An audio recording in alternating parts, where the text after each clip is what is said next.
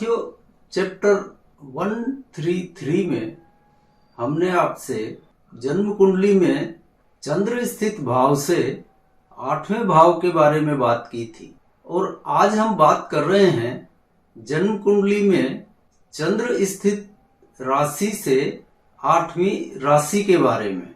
यानी जो जन्म राशि होती है उससे जो 8वीं राशि होती है उसके बारे में बात करेंगे। एक बात यहाँ पर पहले ही स्पष्ट कर देते हैं कि आज का कोई भी सूत्र लग्न से संबंधित नहीं है। यहाँ पर लग्न कुंडली को नहीं देखना है, बल्कि जहां पर चंद्रमा स्थित है, या आप इसे साधारण भाषा में समझें तो ऐसे समझ लीजिए कि चंद्र कुंडली से देखना है। तो कुंडली में चंद्र राशि से जो 8वीं राशि है उसको देखना है। तो एक बात यहाँ पर स्पष्ट हो गई होगी कि चंद्र कुंडली से ही 8वीं राशि को यहाँ पर देखना है। उसी के बारे में हम आज बात करेंगे। अब कुछ लोगों के साथ यह समस्या हो सकती है कि उनकी जन्म कुंडली में कुछ और राशि है और व्यवहार में, या जिसे कह लें बोलते नाम से, उनकी कुछ और राशि है। तो इस स्थिति में यदि आपके पास जन्म कुंडली परफेक्ट है तो आप जन्म कुंडली की चंद्र राशि से ही इसको देखेंगे तो ज्यादा अच्छा है। और यदि जन्म कुंडली स्पष्ट नहीं है तो फिर बोलते नाम से ही देखना है। और जिनकी जन्म कुंडली है ही नहीं उनके लिए तो स्पष्टता है कि उनके बोलते नाम से जो राशि आ रही है उसी राशि से 8वीं राशि को देखना है। अब देखिए, यहाँ पर हम लग्न कुंडली की बात नहीं कर रहे हैं, चंद्र कुंडली की बात कर रहे हैं। और आप सभी जानते हैं कि चंद्रमा हमारा मन है, मन का कारक है। कालपुरुष की कुंडली में सुख का, संपत्ति का और शांति का कारक है। चंद्र को शांत ग्रह माना जाता है, इसीलिए चतुर्थ भाव को भी सुख शांति का कारक माना गया है। और हम आज बात कर रहे हैं चंद्र राशि से 8वीं राशि के बारे में। अब आप जानते हैं कि 8वां भाव नास्तिकता का है, लंबी अवधि के रोगों का है और इसे ही दुर्भाग्य का कारक भी माना जाता है 8वें भाव को, क्योंकि 9वां भाव है भाग्य का और 8वां भाव 9वां भाव से 12वां भाव हो जाता है। यानी 9वां का व्यय, यानी भाग्य का व्यय, इसलिए 8वें भाव को दुर्भाग्य का कारक माना जाता है। तो 8वां भाव कहीं भी किसी भी रूप में अच्छा नहीं माना गया है और इसीलिए जातकों को अपनी राशि से 8वीं राशि से सावधान रहना चाहिए। यदि आप जानना चाहें, अपने पिछले कुछ जीवन में झांक कर देखिए, आपको ज्यादातर समस्याएं आपकी राशि से 8वीं राशि के लोगों द्वारा ही आई होंगी। तो इन 8वीं राशि वालों से व्यवहार करते समय थोड़ी सावधानी की आवश्यकता रहती है। जैसे किसी की मेष राशि है तो उसकी 8वीं राशि होगी वृश्चिक। तो मेष राशि के जातकों को वृश्चिक राशि के लोगों से सावधानी पूर्वक व्यवहार करने की जरूरत है। अब यह परेशानी सामाजिक, आर्थिक, मानसिक किसी भी तरह की हो सकती है, पर यह 8वीं राशि वाले लोग कहीं ना कहीं ऑब्स्ट्रक्शन जरूर बनते हैं। वृष राशि हो तो उसके लिए धनु राशि 8वीं राशि होगी। मिथुन राशि वालों के लिए मकर राशि वाले जातक परेशानी देने वाले होंगे। इसी तरह कर्क राशि हो तो कुंभ राशि वाले जातक परेशान करेंगे और सिंह राशि वालों के लिए मीन राशि। ऐसे ही कन्या राशि के जातकों के लिए मेष राशि वाले जातक अष्टम राशि वाले हो जाएंगे। तुला राशि वालों के लिए वृष राशि के लोग होंगे। वृश्चिक राशि किसी की हो तो उनके लिए मिथुन राशि वाले लोग होंगे और ये लोग परेशानी का कारण बन जाते हैं। अब शेष रही धनु राशि, उसके लिए कर्क राशि 8वीं होगी। मकर राशि वालों के लिए सिंह राशि 8वीं राशि होगी और कुंभ राशि वालों के लिए कन्या राशि 8वीं हो जाएगी और मीन राशि वालों के लिए तुला राशि अष्टम होगी। तो ये 8वीं राशि वाले लोग जातक के लिए दुख परेशानी किन्हीं भी स्तर की हो, सामाजिक हो, आर्थिक हो, मानसिक हो, उसका कारण बनते हैं। अतः व्यवहार रूप में इनसे थोड़ा सावधान रहने की जरूरत है।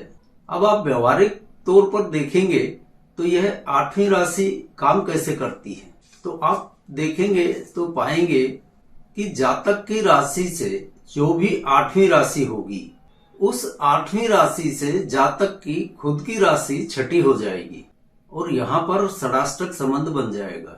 और षडाष्टक संबंध के परिणामों के बारे में तो आप सभी जानते होंगे, इसमें कोई दो राय नहीं है कि षडाष्टक संबंध तकलीफ का कारण ही बनते हैं। यह चाहे कोई सी भी ज्योतिष हो, षडाष्टक संबंध को अच्छा नहीं माना गया है और यह परेशानी देता ही है। अब यहाँ पर एक बात और है, एक ही परिवार में 8वीं राशि वाले लोग भी मिलेंगे। माता, पिता, पत्नी, पुत्र, पुत्रवधू, कन्या, कोई भी हो सकते हैं। तो आप महसूस करेंगे कि इस स्थिति के जातकों के बीच में तालमेल का अभाव रहता है। वह चाहे कोई भी रिश्तेदार हो, कोई कुछ भी हो, लेकिन तालमेल का अभाव यहाँ पर रहेगा। और उन लोगों के लिए मान लीजिए घर में ही कोई इस तरह का 8वीं राशि वाला व्यक्ति है, तो उनके लिए आपको धन भी खर्च करना पड़ेगा, चाहे उनकी शिक्षा दीक्षा पर करें, चाहे उनकी बीमारी पर करें, पर करना पड़ता है। खैर जो भी हो, यह स्थिति अच्छी तो नहीं है, परेशानी का कारण ही बनती है।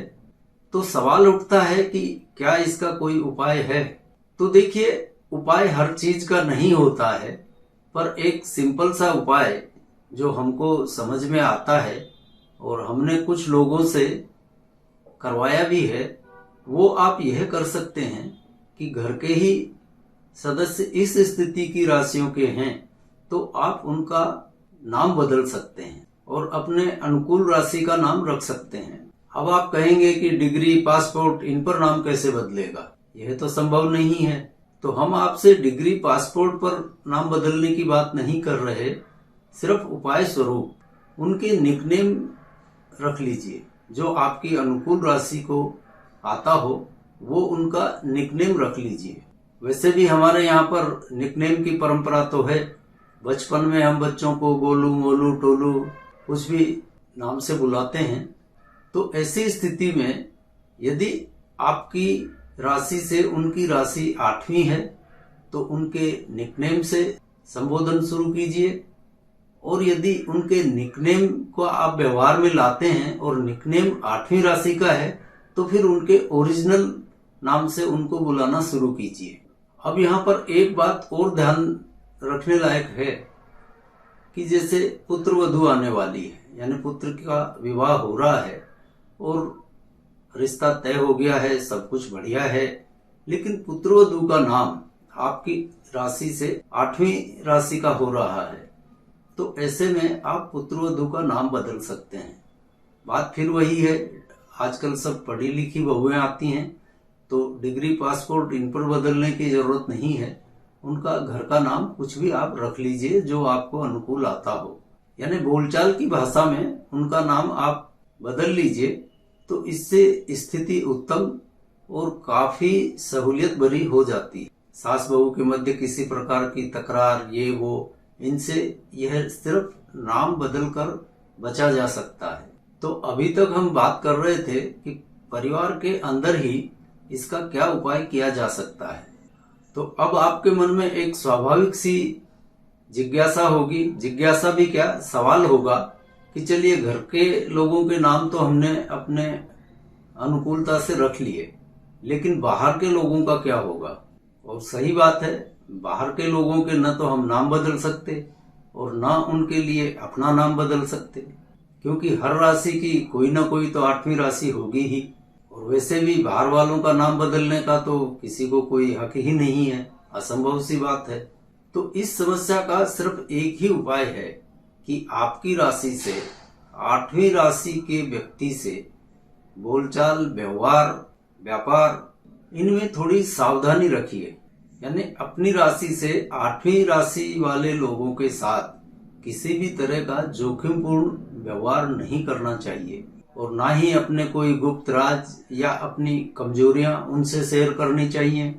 इस तरह की उनसे साझा की गई जानकारियों से भविष्य में वो आपको गहरी चोट पहुंचा सकते हैं या वो उसका माध्यम बन जाएंगे। इसलिए इस बात का विशेष ख्याल रखना चाहिए। तो बाहर वालों के लिए तो सावधानी रखना ही इसका सर्वोत्तम उपाय है।